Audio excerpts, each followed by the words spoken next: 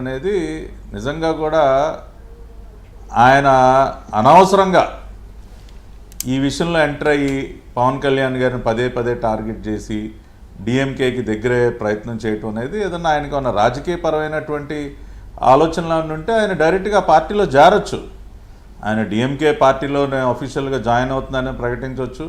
ఆయన దానిలో ఏదైనా ఒక పదవి తీసుకోవచ్చు, లేదంటే ఆ పార్టీ తరఫున ఏ రాజ్యసభకు వెళ్ళి మాట్లాడవచ్చు. వాళ్ళ పార్టీ స్టాండ్ని ఆయన చెప్పుకోవచ్చు. కానీ ఆయన ఒక నటుడుగా ఉండి ఈ రకమైనటువంటి వ్యాఖ్యలు చేయటం అనేది ఏమాత్రం కూడా సమంజసం కాదు.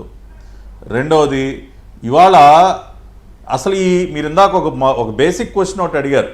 అసలు ఇవాళ ఈ రకమైనటువంటి అంశంలోకి ఎందుకు వెళ్తున్నారు రాజకీయ నాయకులు? పవన్ కళ్యాణ్ గారు ఎందుకు మాట్లాడాల్సి వస్తుంది? అసలు ఏంటి అందరూ కూడా ఏమన్నా ప్రచారకులుగా మారుతున్నారా అని చెప్పి ఇక్కడ కాంటెక్స్ట్ అర్థం చేసుకోవాలి. వీకే గారు గత 5 సంవత్సరాల కాలంలో ఆంధ్ర రాష్ట్రంలో హిందూ మతం పైన తీవ్రమైనటువంటి దాడి జరిగింది.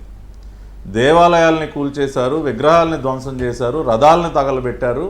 కానీ ఆనాటి ప్రభుత్వం ఏమాత్రం కూడా ఏ రకమైనటువంటి చర్యలు తీసుకోలేదు. తీసుకోకపోగా చాలా చులకనగా, అవహేళనగా, చాలా అసభ్యంగా ఇవాళ ఉదయనిధి ఎలా మాట్లాడాడో ఆ రోజున కొడాలి నాని లాంటి వాళ్ళు దేవుని విగ్రహాలని రాళ్లతో పోల్చి చాలా అవమానకర రీతిలో ప్రవర్తించారు.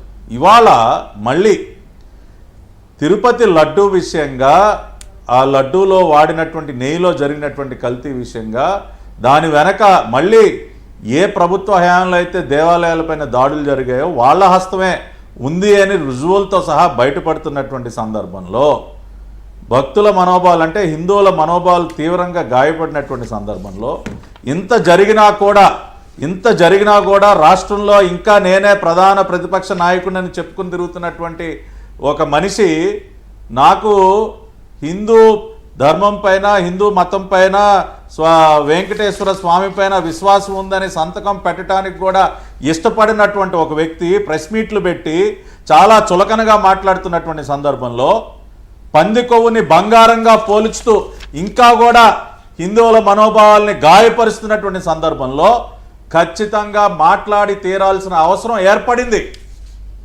ఇవాళ పవన్ కళ్యాణ్ గారు ఏమీ జరగకుండా ఏం మాట్లాడలేదండి. ఇవాళ చంద్రబాబు నాయుడు గారు ఏమీ జరగకుండా లేదు, మనం అన్ని మతాలను గౌరవించుకోవాలి, హిందూ ధర్మం పైన ఈ రకంగా, హిందూ మతం పైన, దేవాలయాలపైన ఈ రకంగా జరగటం కరెక్ట్ కాదని చంద్రబాబు నాయుడు గారు ఏమీ సందర్భం లేకుండా ఏం మాట్లాడట్లా. ఇన్ని ఘోరాలు, ఇన్ని రకాలైనటువంటి దాడులు, ఇన్ని పాపాలు జరుగుతున్నటువంటి ఒక సందర్భంలో మాట్లాడాల్సినటువంటి పరిస్థితి ఏర్పడింది కాబట్టే మాట్లాడుతున్నారు. ఇక్కడ ఇంకొక విషయం చెప్పాలి సార్. హిందూ ధర్మంలో ఉన్నటువంటి అతి గొప్ప విషయం ఏంటంటే అన్ని మతాల్ని, ధర్మాల్ని గౌరవించటం. ఇవాళ కొత్తగా మనం అబుదాబిలో ఒక దేవాలయం కట్టారు, దుబాయ్లో ఒక దేవాలయం కట్టారని ఇవాళ మనం చాలా గొప్పగా చెప్పుకుంటున్నాం సార్. ఏది ఇన్ని వందల సంవత్సరాల తర్వాత. కానీ మన భారతదేశంలో మస్జిద్లు, చర్చిలు ఎప్పుడు సార్ కొన్ని వందల సంవత్సరాలు, 1000 సంవత్సరాల క్రితమే ఉన్నాయి. ఎందుకు అంటే హిందూ ధర్మంలోనే, హిందూ మతంలోనే అది ఉంది.